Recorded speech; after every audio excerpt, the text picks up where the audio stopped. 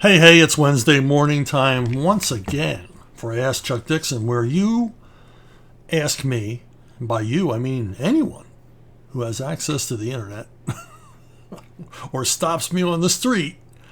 You can ask a question of a 3 decades plus comic book professional. It happens to me all the time. You just wouldn't believe how many people just stop to ask me questions about what I do for a living. And what I do for a living is I write comic books. Our first question is from Sean Jump. Thank you for your willingness to answer so many questions from your fans. Your openness and sincerity are much appreciated by comic book nerds everywhere. Well, I'm a comic book nerd too, and I'm offering you the kind of access I wish I had to more working professionals, even today. So I like talking to people in our business, but I rarely get to do it anymore, thanks to COVID. Recent years. Okay, I wanted to ask about your view on the other great comic book character created by Jerry Siegel, that being the Spectre. I've always felt he was an extremely undervalued, underutilized character with a lot of untapped potential. I love his original stories from the Golden Age and think the Michael Fleischer and Jim Aparo version of the character from Wrath of the Spectre is especially terrific. I'm less enamored with some of his more recent portrayals, including his depiction as a near-passive observer in Kingdom Come. I love his tragic origin and the character's habit of meting out nightmarish punishments to evildoers. Have you ever written a Spectre story? And if not, then what approach might you take with the character if you had the opportunity? Spectre's a terrific character. He laid fallow for a long time. He was one of the last of the Golden Age.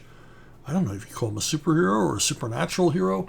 He was one of the last to be brought back into the DC canon from the Golden Age. I always thought it was it was funny that this really grim character appeared in a comic called More Fun. But I agree, he's a terrific character. You can do almost anything with him. He's very malleable. He's a character that can be introduced. He's one of the few heroes who's a holy crap hero because he's not used all the time. So when he does show up, oh my gosh, something dire is about to happen. The Spectre's here. I mean, things have gotten so bad that he feels he must interfere to either improve the situation or make things worse. I've never written him. In my miniseries, The Conjurers, that I did with Ed Moretto, he makes a cameo appearance in which he's wreaking vengeance on a bunch of Nazi brown shirts. It's only one page, but I couldn't not have him in the story. The problem with the Spectre is when he shows up, he kind of takes over the story, and I didn't have a larger place for him in the story that I was doing. So I just had him show up once, very much in his Golden Age persona. So, but when I was a kid, I dug the Spectre. I read, he had a couple of issues, I think, of Showcase, and then they gave him his own series, and I bought every issue. It was, back in the day when comics were everywhere and you just pulled them off the spin rack at the drugstore, you just sort of bought things on a whim. But certain titles I sought out and made sure to follow, and the Spectre was one of them. From the Neil Adams issues and the ones drawn by Murphy Anderson and later Jerry Grandinetti. And I enjoyed all of them. And I thought he was a really cool character. He was kind of, in the Silver Age, DC's answer to Doctor Strange. But unlike most DC imitations of Marvel characters, Spectre was different. He was kind of in the same realm, the same subgenre of supernatural superhero as Doctor Strange, but the similarities ended, and the Spectre is very much a terrific character in his own right, and the spooky idea of having him having a living counterpart in Detective Jim Corrigan. Although I did have Corrigan show up in Detective a couple of times, but I never had him there as the Spectre. So it was kind of like a little Easter egg for diehard DC fans.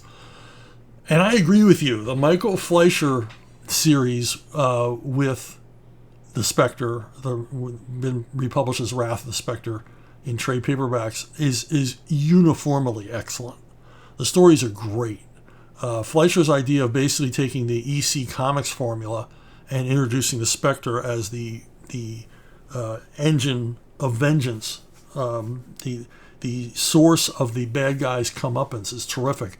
He took sort of a Columbo approach to the stories, where you would get involved in this, this rotten guy or rotten gal's story and what an awful person they were, and then the Spectre would show up and what really gruesome fate he had in store for them, and that was the wrap up of the story.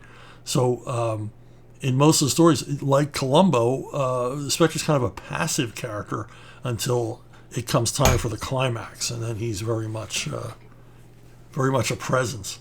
And this is some of Paro's best work. It's obvious that Jim was inspired by really good scripts, really solid scripts, and Jim never phoned it in. He always brought his A game, but these stories look like he had a particular interest. He was really engaged with this. And I have to wonder if Michael Fleischer didn't speak to him on the phone and stuff to get him all jazzed up for these stories. Because sometimes that's what you do as a writer. If you feel that you have an old comic book hand doing your work, and he's certainly professional, the work's going to be professional, but that's not enough. You want to get them excited. And so you call them and sort of get them all amped up. Like this could be special. This could be some of your best work. And it is Paro's best work. And were I given a shot, at writing the Spectre, I would probably do stories like this, where you become involved in the bad guy's life and see what an awful, terrible person they are, and then have the Spectre in one form or another show up to wreak vengeance upon them. So I wouldn't stray very far from the formula. And yeah, I don't like him as a be-all, end-all, godlike creature. And he's used too often as a deus ex machina in current stories, and I don't dig it. JDC. Robert Kanigher is a giant in the industry as both an editor and a writer. You've mentioned a few times through the years about your admiration for his storytelling ability, and you consider his scripts to be the template for a great story. For someone like me who's not a writer, would you elaborate on just what about his scripts and or storytelling style make him so unique and special? Well, Robert Knigher, or Bob Kanigher, was a really prolific comic book writer, extremely prolific comic book writer from the 40s on up into the 70s. And, he wrote things like The Metal Men. He created the Suicide Squad.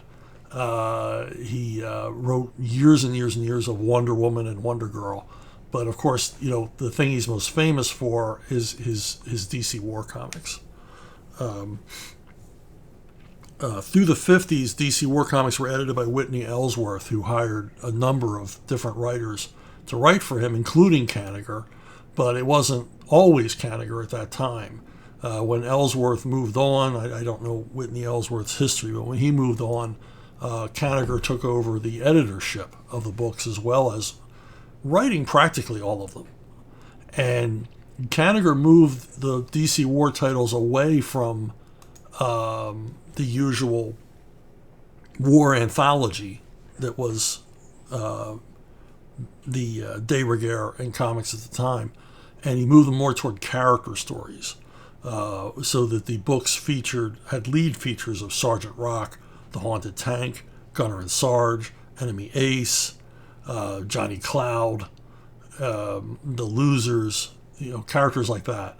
And so he moved them more toward a character base, and that helped keep sales alive, because anthology books were kind of fading as more. I don't know the reason for it. I mean, anthology books were meant to appeal to casual readers who could pick up any issue. It didn't matter which one. They didn't have to read them in order. There was no continuity. Kanigher moved toward more of a character-based stories, and the rest is history. The other thing about Kanigher is, he could be formulaic. I'm being kind here. A terrific writer. But he was writing so much, and he had his editing chores as well. And I assume some kind of a social life. So occasionally, more than occasionally, he would come up with one concept and formalize it to death. He would come up with a simple concept like, lame ducks. And in this case, plugged nickel.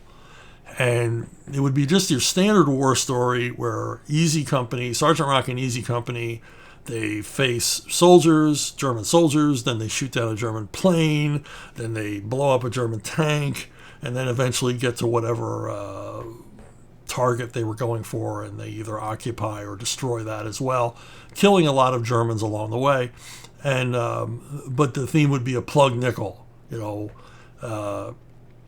One story I remember, I mentioned lame duck. It was about a glider, and the glider lands, and the soldiers are immediately surrounded by the German army, and they have to fight their way out. And they keep referring to themselves as lame ducks because they're in a glider, which is never going to take off again. And somehow, I can't remember how, they use the glider to get themselves out of the situation. This no longer useful aircraft is their salvation in the end.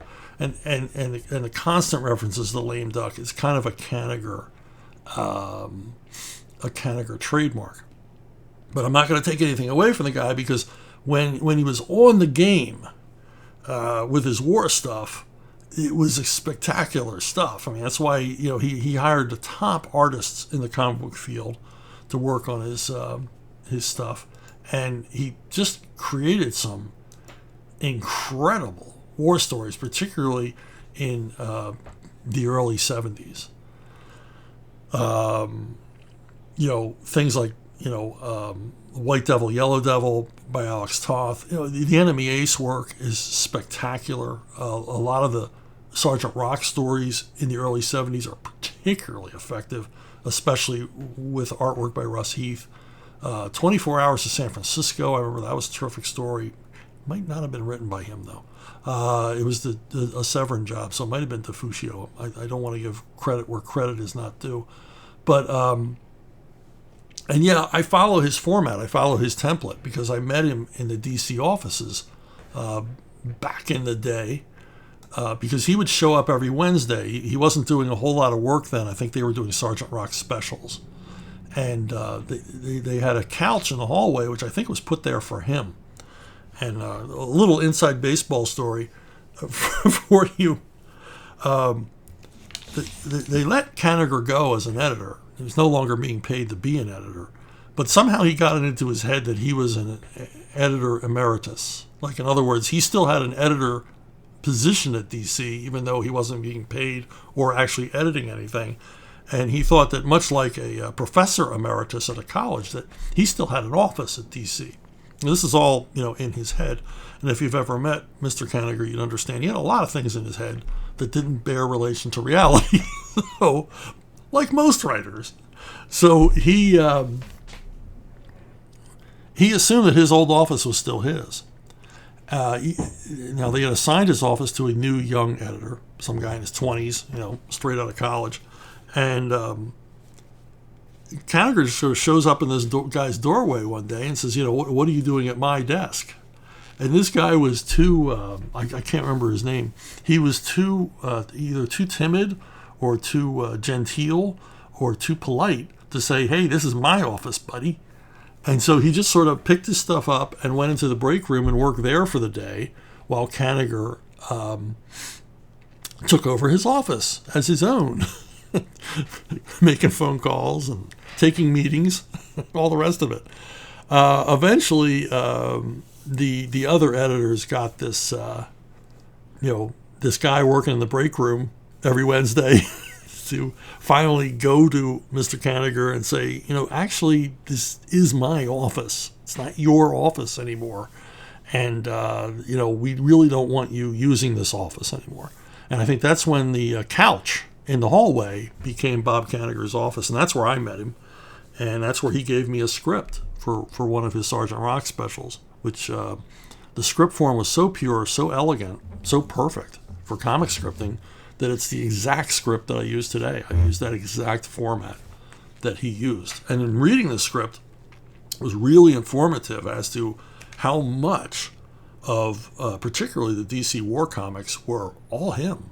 The way the pages were laid out, everything. I mean, he would, obviously when you got guys like Joe Kubert and Russ Heath and guys like, they're going to do some interpretation.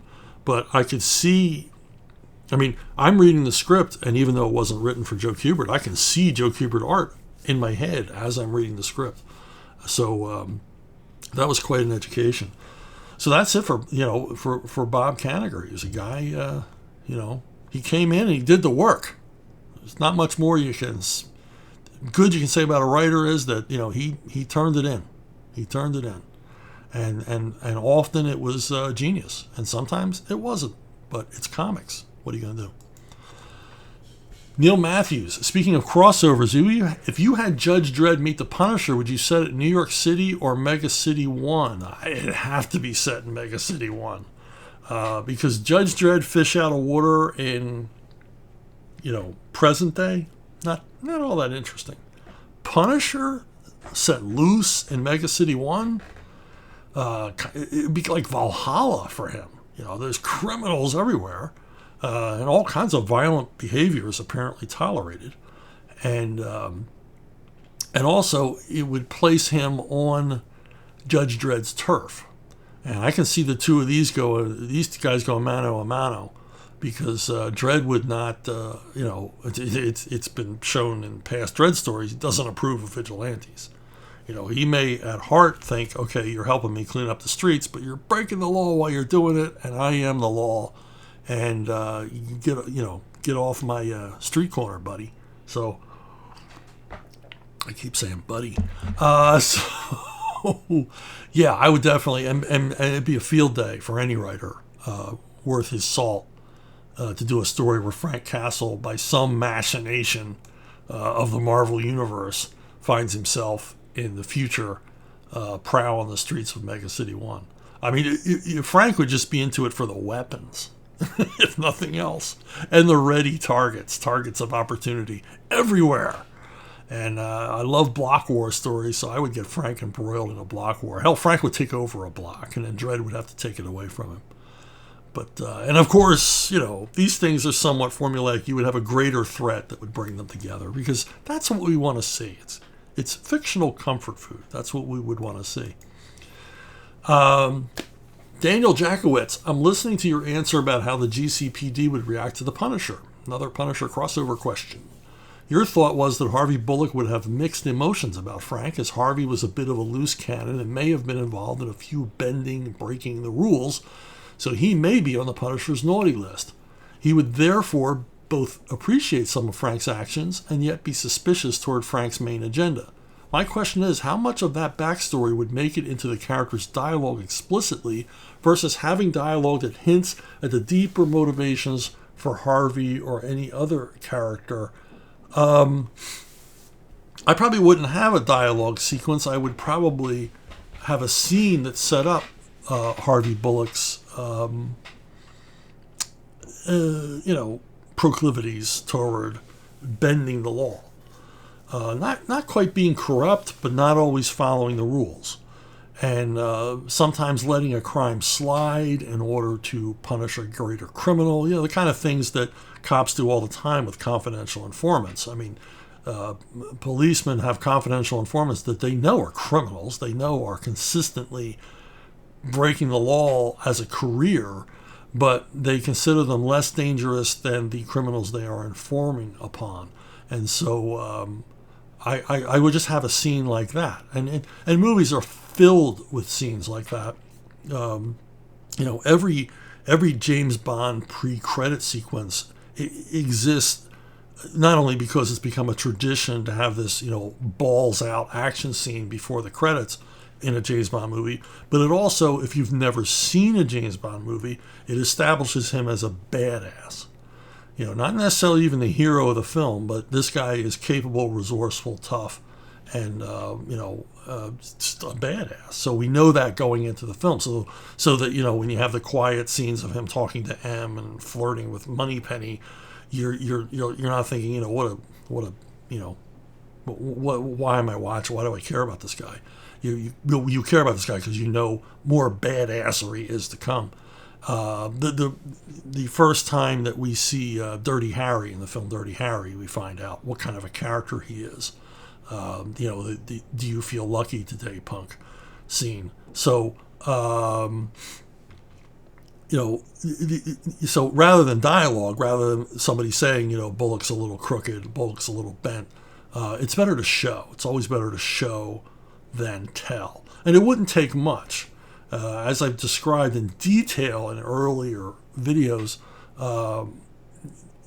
Monk was a terrific show for setting up the victim of the crime, particularly the episode in which his newspaper boy is killed. For those of you who haven't seen that video, it's a less than 2 minute long sequence featuring Monk's newspaper delivery boy being murdered. And in that 1 minute and 52 seconds, you not only are intrigued by the murder, why is he killing Monk's newspaper boy? Because there's definitely a motive. Who's killing him? The opening of every whodunit. And also you really get to like this character and you care about him and you sympathize with him. And when his death happens, it strikes you as emotionally hard as it does Monk. I mean, you like this kid, and it's like, why did he have to die? And I want Monk to find the killers, so you are completely invested in this, 1 minute, 52 second pre-credit sequence. And it really doesn't take that long. If you artfully introduce these characters in the right way, and you're not too obvious to the audience, because audiences hate being pointed to, they hate on the money writing. I mean, we all hate that. Where it's like, okay, we're just being preached at or talked to here rather than entertained. So again, show don't tell. This opening of Monk, and this is just something that every writer has to do. Every writer has to know how to do is bring a character to life as quickly as possible, because you don't want characterization getting in the way of good story. And again, I'm going to point to Monk again and again and again, because Monk is a show that is plot-driven, as equally plot-driven as it is character-driven. Monk is a fascinating character. You're never quite sure what he's going to do. You get to know about him, but there's always surprising things we learn along the way, and a lot of his reactions are surprising to things at all. And that's the main driving force behind the show, is Monk's character. But the writers didn't forget about plot. They concentrated on plot as much as they did character. And that's why, for my money, Monk is it's just superior entertainment. And from a writer's perspective, it's brilliant. That writer's room was like a nuclear reactor, in my opinion. A bunch of guys sitting in a room in New Jersey coming up with these plot lines. Just amazing stuff. I would have loved to have spent an afternoon just fly on the wall listening to these guys and their process. Michael Boberg. Darren Vincenzo, the editor on Green Arrow during your run, wrote a lot of complimentary things about you in the letters pages of the book. One instance that stood out to me was when a critic of your work gave the dreaded "I'm not buying your book anymore" complaint. Ooh. I love it when they threatened them. None of my friends are going to do it either. It's like, whoa, your friends just, you tell your friends what they can and cannot read? Mr. Vincenzo responded that while he was sorry to see the fan go, you were there to stay. Thankfully, you really were. Any stories to share about your time and experience working with him? It seems like there was a lot of respect there. Also, he mentions hiring artists based on your recommendations. Was that something you earned by being the Chuck Dixon, or is it fairly common on monthly books for writers' opinions to affect who gets to do the work? Yeah, Darren was great. I loved working with him. He's still great. I hear from him every once in a while. Very serious about comics. A fun guy to be around. Not serious about himself, but serious about the work. And I like that. I really like that. He's very, very much engaged. He wanted us, very much engaged in us doing, quality stuff. And smart guy, well-read, loved comics. And even when we disagreed, there was a mutual respect. And I often tell the story about when Graham and I did the Captain Fear arc in Batman in Detective Comics, and how the editors hated it. Well, Darren hated it more than any. I mean, he got livid with me. He got really angry. But I couldn't get angry back because, like, geez, he cares so much. And all of his points were valid. All his points were valid. Despite the fact that Graham and I still think it's our ultimate Batman story arc. He didn't like it. He didn't care for it. And he let me know in no uncertain terms. And all three of the young editors were there, him and Scott Peterson and Gorf. But Darren was the one that was like most incensed by what we had done in that story. And but we were still friends afterwards. This is back when comics were still edited by grown-ups, adults, rather than indifferent careerists or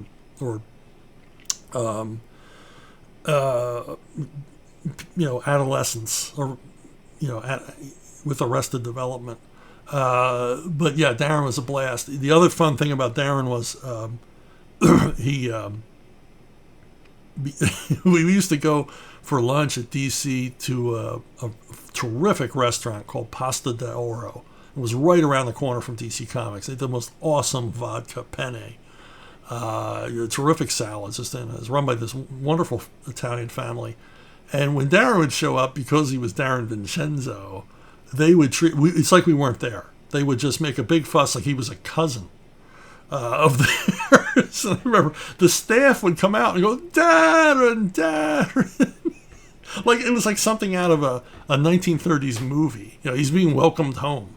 And we always got like extra sides and stuff like that if Darren came to lunch with us. But just a great guy. On the subject of choosing artists, I didn't have. I mean, I guess I had juice at DC. They would listen to my suggestions, but I couldn't say I want this guy or I want that guy. They would try to get me the artists that I wanted to work with. I mean, Eduardo Barreto and guys like that, because they knew I had a list of guys I'd love to work with. But I think Darren's referring to the occasion upon which I met Rodolfo DiMaggio at a convention in Philadelphia. And at the time, we were seeking a regular artist for Green Arrow because Jim Aparo was going to leave the title to do something else. And I saw Rodolfo's work, and I was like, oh my God, this guy's amazing. And so I called Scott Peterson, who I think was editing the book at the time. And I said, look, I've got our new Green Arrow artist, no question about it. And Scott said, well, give us his contact info, and we'll have him in, and we'll have lunch, and we'll see, and all this other stuff.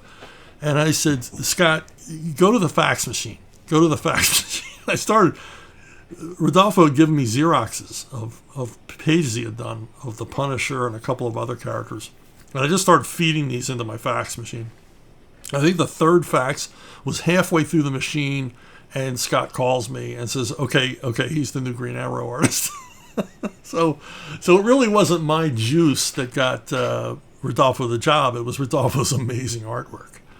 And I had spoken to Rodolfo beforehand and said, would you want to do Green Arrow with me for a while?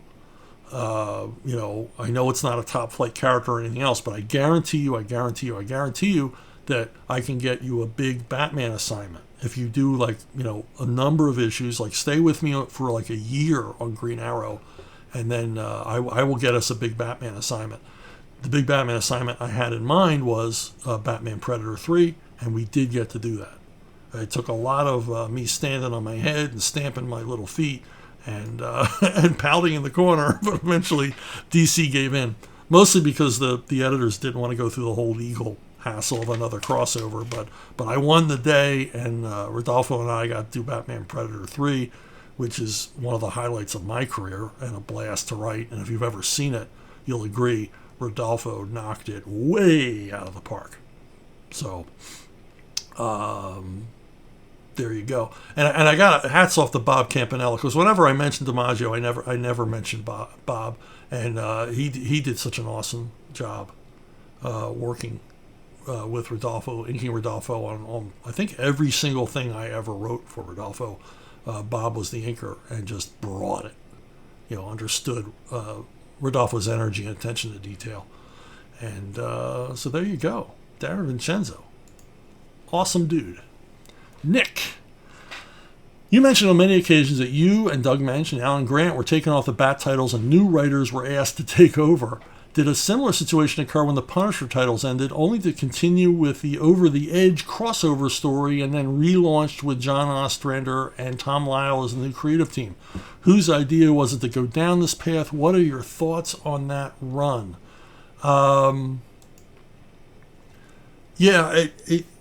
Sales on all the Punisher titles were starting to fall, and we came up with a conclusion basically to this chapter in the Punisher story. And as they drew to a close, I was writing all three titles. So it's like one big epic storyline. If you ever get to read it, it's pretty grim for a Code comic. It gets really nasty. Punisher, we reveal a lot of ugly, dark stuff about the Punisher, and then we end it. And then John Ostrander and Tom Lyle were brought on as a relaunch. And I know John Ostrander well. Buddies with Tom Lyle. We used to live in the same town. I can't even remember how many conventions and store appearances we appeared in together, because from promoting our book Strike to working on Robin together to all the other stuff we've done together. Tom and I spent a lot of time hanging out with each other. He was a good pal, and I love both these guys. They're both talented, super duper creators, but they weren't right for the Punisher because they were not gun guys. They're very much proud liberals, and it's not the right background for a Punisher writer. It's you gotta have I don't know. If you look at the really good Punisher writers, Baron, Ennis, Carl Potts, these are all guys that are sort of libertarian in their thoughts, not big government liberals, not bleeding hearts. They had more affinity for Frank Castle than John Ostrander or Tom Lyle ever could, and even writing the character as the villain in his own book, they just didn't have the feel for it. Look at this 45. Yeah, technically it's great, but it's not drawn with any passion. It's not like Michael Golden did it. So I think you really need, I'm not saying you need a political stance to write the Punisher, like one stance is correct and what's not, but you sort of need the background and interest in the vigilante justice genre, a different worldview than Ostrander and Tom Lyle had. And I think that's mainly why it failed. Now, the background on how Ostrander and Lyle got the job is interesting, because the new editor, they had fired Don Daly, and the new editor, he came to me and he said, would you be interested in a relaunch? We want to do a kinder, gentler Punisher. And I said, well, what does that mean? And he said, well, instead of killing people, he'll maim them. And I said, I can't see how horrifically wounding someone enough to end their career in crime is kinder or gentler. It seems rather sadistic to me. And shooting to wound is something that only happens in movies. It doesn't happen in real life. The Punisher is at war. He's eliminating his enemies. He's eliminating what he sees as the enemies of civilization, and getting revenge for his family. He's not going to be happy that some guy is in traction or in a wheelchair for the rest of his life. I said, that just seems rather sick to me. And but that's the way this editor wanted to go. And he said, well, if you want to submit a pitch. And I said, well, why would I submit a pitch to the Punisher? I've written the Punisher for how many years now? I mean, you know what I can do. If you want me, you hire me. But I don't really have any interest in the kind of Punisher you want to present. And he says, but put in a pitch. I'm taking pitches from 2 other writers. So, and then I'm going to decide which one I like best. And I said, well, I don't like these horse races. I don't like pitching in competition with other writers. Number one, I'm not very good at pitching, as I've discussed before. I don't write really good pitches. All the passion and everything, I can't work it up for, 2 pages, double-spaced type. I'm not interested. I don't want to. Don't expect a pitch from me. I made it very clear. I'm not in this race. So you got 2 other, pick somebody else to take my place in this lottery. And so a few months later, I hear from this editor, and he says, "You never submitted a pitch for this new Punisher series." And I'm like, "Yeah, I told you I wasn't going to. I told you very plainly I had no interest in this. Find someone else." And he said, he made a rare editorial confession. He says, "But if you don't write it, Lee Weeks won't draw it." So in other words, he had interested Lee Weeks in drawing the Punisher with the stipulation that I was going to be the writer. So I had already won the lottery. But he still had these other writers doing pitches, and I knew Ostrander was doing one, and I forget who the other writer was. I said, "So this process was going forward, this little beauty pageant of yours, but you had already crowned the champion because you found an artist who would only work with me, and you wanted that artist." And I said, "That's pretty dirty pool. No, I still don't want to do it because I still don't like your approach to the Punisher, even though I would love to work with Lee Weeks on the Punisher and maybe will someday, not under these conditions, not your kinder, gentler Punisher." And this guy was really, really upset because he thought he had put together a winning creative team, which he had, but under his editorship, I don't think it would have worked. Because Don Daly pretty much left me alone. He would give me concepts sometimes, and then I would do with them what I would, but he very much left me alone. And this editor gave me the sense that he would be very hands-on, so I had no interest. So, he's the reason why you never got to see the Punisher by me and Lee Weeks. So that's that process, and then ultimately he landed on John Ostrander and Tom Lyle, and it kind of went down in flames because they weren't serving the Punisher fans with anything that the Punisher fans wanted.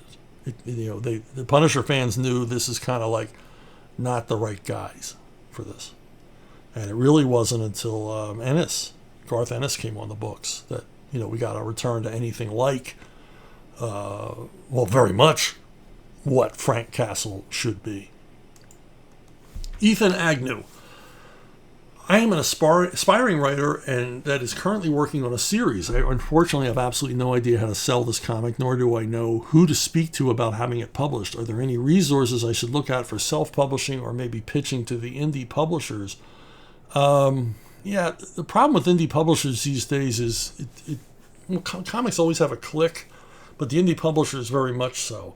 They have certain talent they use, certain talent they don't, and it's hard to break in. It's harder than ever to break in with publishers, but it's easier than ever to get your work seen by people using the internet. Now I understand you're just starting out, so you're not a name, but maybe you have a startling new concept that would be worth crowdfunding. You could work the crowdfunding route to do this. You could simply do your own webcomic. There's lots of ways to do this. But the main thing before you do anything else, or while you're doing this, is to build your email list. Because it's the only reliable way you have of getting the word out about anything that you're doing on the internet. This goes for anybody. If you don't have a strong email list, nobody's going to know about your project. Even your best friends aren't going to know about your project. Even people you talk to on Facebook or Twitter every day aren't going to know about your project, because social media, including the venue I'm talking to you through now, are restricted unless you're watching this on Rumble or unauthorized. The access the creator has is restricted to by our tech masters, by Google, by Facebook, by Twitter, by YouTube. Unless you pay money, and even when you pay money, you have no guarantee that they've actually fulfilled their part of the bargain and allowed your friends and contacts to see your promos or your posts or whatever. So social media, including the one I'm talking to you on now, is a complete and utter lie. So don't rely on it. Build an email list. Unfortunately, you're in the same boat as working professionals, people that have been in the business for decades. Even though you're starting out, you're in the same boat as the rest of us in that you're going to have to market your own stuff. Half my time is spent marketing now. Do I like that? No, I don't like it. I prefer to just be writing. But I've got to market because it's harder and harder and harder to get noticed. So if you're doing a comic book series and you want to keep doing it and you want to fund it, build an email list. Don't listen to any of these people with 6 secrets for promoting your work. It's build an email list and then crowdfund like crazy. And hopefully, the crowdfund is successful and you have enough excess copies to sell retail at conventions. And this sounds like a hard slog, and it is. But, I know creators who their entire income is like this. And, and I'm not talking about Graham Nolan or Billy Tucci or guys like that who are extraordinarily adept and successful at crowdfunding. I'm talking about guys you never heard of who make a living, and they get the comic funded through crowdfunding. They make enough money and shows and store appearances, and that's where they make the cash. Retail right over the tabletop. So yeah, it's not easy. There's no overnight sensations. There's no big hits in comics anymore. It's all niche marketing and direct retail from the creators that get this stuff done. So, but good luck. Maybe you will hit one out of the park and get a comic that everybody's talking about. And I hope that happens for you. But just know, you gotta love this job to do it, because there's a lot of work ahead of you. And if you like the work, some people do, some people don't. Graham Nolan really enjoys this end of it. The solicitation and marketing and all the rest. Not so much fulfillment. Nobody loves fulfillment, but you can tell he loves it because he's really good at it, and he got really good at it really fast. But there's a lot of work involved. Okay, this is the last question, and I'm telling you this is the last question because most of you comic fans are going to bail out here. Well, I'm just being fair. Just, honesty in advertising. Being open with you. It's about Westerns. So, Tim Gilpin asks, "Hi, Chuck. I have a movie." This is my opportunity to geek out. See? Okay, "Hi, Chuck. I have a movie question for you. Who are your favorite lesser-known Western lead actors that are overshadowed by the big names?" I'm not sure who you mean by big names. I'm going to go, obviously Clint Eastwood in more recent years. But I'm gonna go back to the classics. Obviously, let's identify the big names. John Wayne immediately comes to mind, number one. John Wayne was listed as top 10 most popular actors in the world in polls years after his death. So he was the king of the cowboy movies. So you got to include him. Gary Cooper, another classic, terrific actor. Made a lot of westerns, a lot of iconic westerns. One of them I hate. His most iconic western I can't stand, but the Coop was a terrific actor and made some really, terrific action westerns. Randolph Scott, who, even I haven't caught up with all the westerns Randolph Scott made through the 40s and 50s. Had his own production company. Made some really, 5 really lean, mean, excellent westerns in the 50s that are worth your attention. And of course, the immortal line in Blazing Saddles, "You do it for Randolph Scott." So that so he's definitely in my top 5 of the big stars. Audie Murphy, war hero turned Western action star, made mostly westerns in the 50s into the 60s, and believable on horseback, believable with a gun, of course, believable with a gun. He that was his job in World War II, and a better actor than a lot of people give him credit for. Very dedicated, and when he said something in the movie, you listened, because there was something in those eyes that I always say were the last things that a lot of Nazis saw, was this look out of his eyes, and it comes across on the screen. There's also a genuineness about him. He wasn't born to be an actor. He was guided into his acting career by Jimmy Cagney.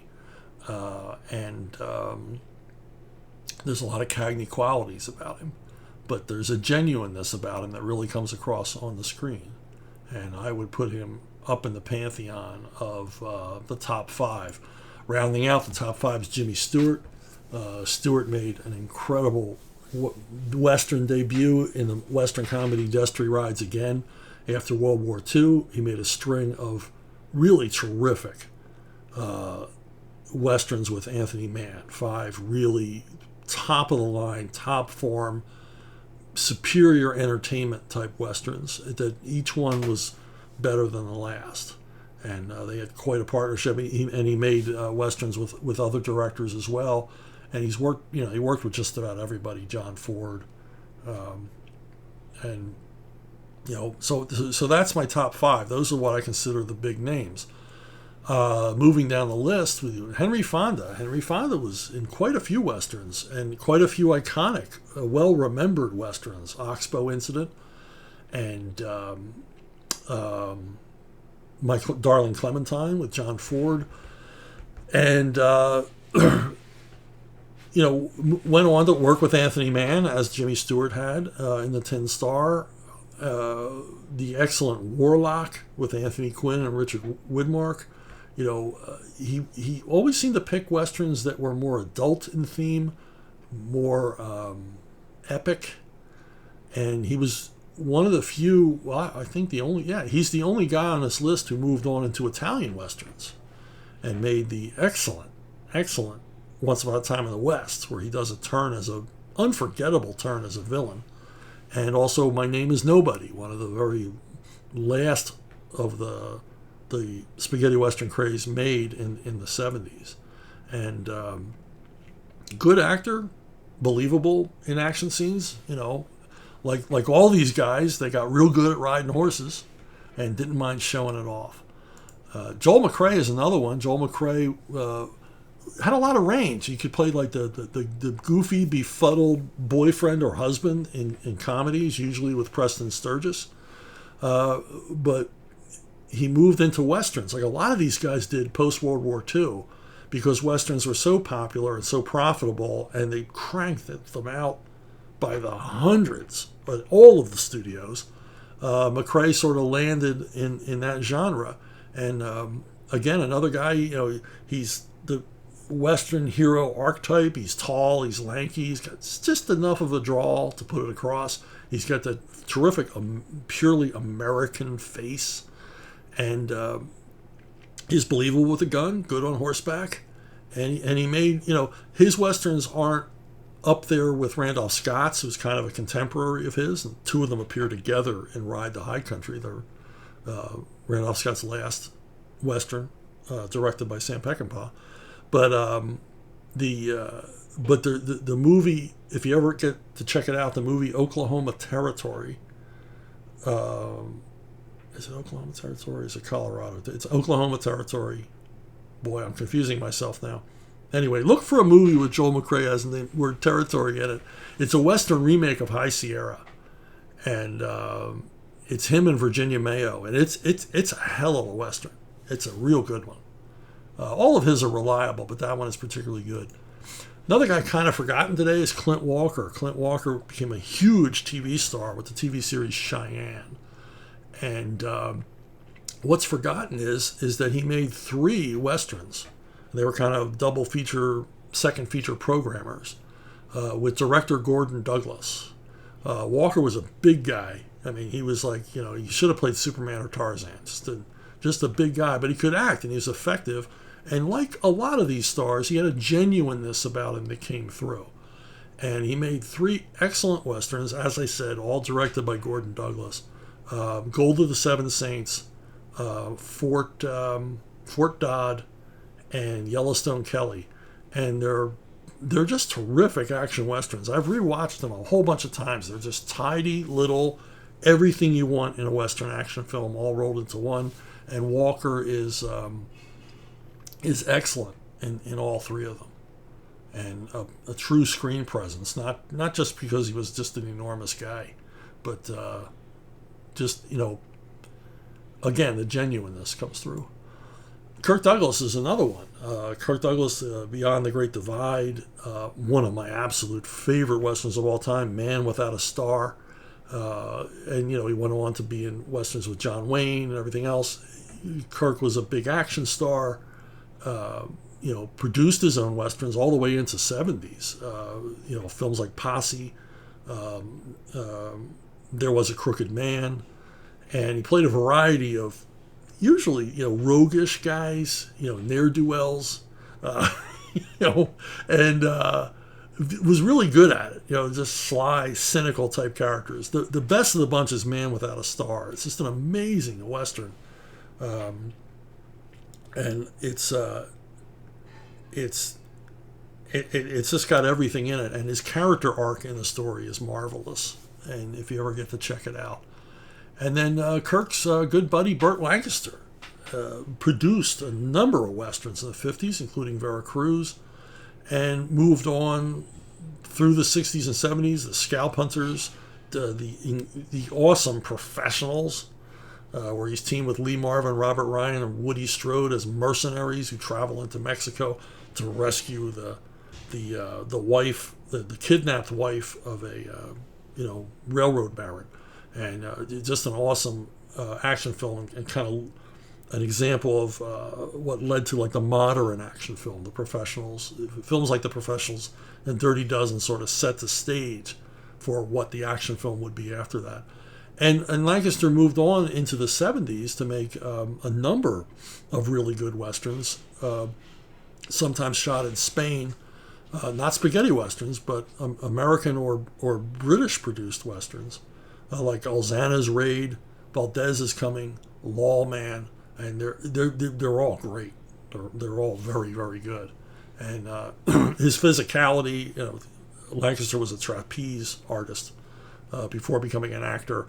His physicality is always on display, and like all the others, he had a real talent for that kind of acting. Perfect in an action film, perfectly believable in fights and riding and using guns and the rest of it. Glenn Ford is another one, a war hero, fought in 3 of America's wars. He flew planes in World War II, Korea, and in Vietnam, and made a whole lot of different kind of movies. Again, another guy with range. He was very adept at comedy, and so he made comedies. He made like police thrillers, but primarily he made Westerns. He made Westerns from before the war all the way up into the 70s, and worked with some of the top directors. 3:10 to Yuma, a movie called Jubal. These are memorable. The Western comedy The Sheepman, and the excellent The Rounders, which is a modern day rodeo comedy with Henry Fonda, and Laconic, again another guy with a great American face, and again a natural action star. Now, when person's making a list, they always got to throw in that ringer, that one that shows off their knowledge of the subject, the oddball pick, the trivial one, and it's the ego stroke for themselves. Like, I thought of something you never thought of. And I'm not averse to that. That's part of making these lists. And my pick is Tim Holt. Tim Holt was a contract player in Hollywood. He was in a lot of movies, everything from not big roles, action movies and comedies and dramas and stuff like that. He was always, on that, fifth, sixth, seventh billing until we get to Treasure Sierra Madre, where he shares billing with Humphrey Bogart, and the excellent performance he does in that movie. And he moved on later to do his own string of Tim Holt 50s westerns. These are like hour and 10-minute Saturday matinee features. And they're good. They're good. Tim Holt's background was his dad was Jack Holt, who was a Western star in the silent era. His sister was Jennifer Holt, who was often billed as the Prairie Flower, because she made a lot of like B westerns. And so Holt moves into this same arena post World War II, and these things were extraordinarily popular. Every year that he made these, he was in the top 10 money earners for Western movies. I mean, he was on the list with John Wayne and all the others, because they were extraordinarily popular, extraordinarily successful financially, because they cost so little to make. And I've watched a number of these, and they're all fun. They're all fun. They got the basic Western plot line, but what brings it across is Tim Holt never seems to be acting. He just seems to have shown up on the set, and he's just being himself. And again, it's that genuineness, I think, that puts a real Western star over the top. And the early versions of these were the early entries in the Tim Holt series. Cliff Arquette was his sidekick, his comic sidekick, because every one of these guys had one. Cliff Arquette was the voice of Jiminy Cricket. And then he was replaced by my favorite, Chips Rafferty, who was a half Irish, half Mexican sidekick who thought he was a ladies' man. And some of his dialogue is absolutely priceless as he's trying to pick up any female who comes within his sight. And then there's, stolid old Tim Holt, who never ends up with the girl at the end of the film, just rides off alone, sort of playing his straight man, but very good-natured. So that's my list of the lesser knowns. Of course, there's tons of other guys who made Westerns. Everybody made a Western at some point, especially in the 50s. Dale Robertson, Howard Duff, Rory Calhoun, Robert Taylor. Robert Taylor made some excellent Westerns in the 50s.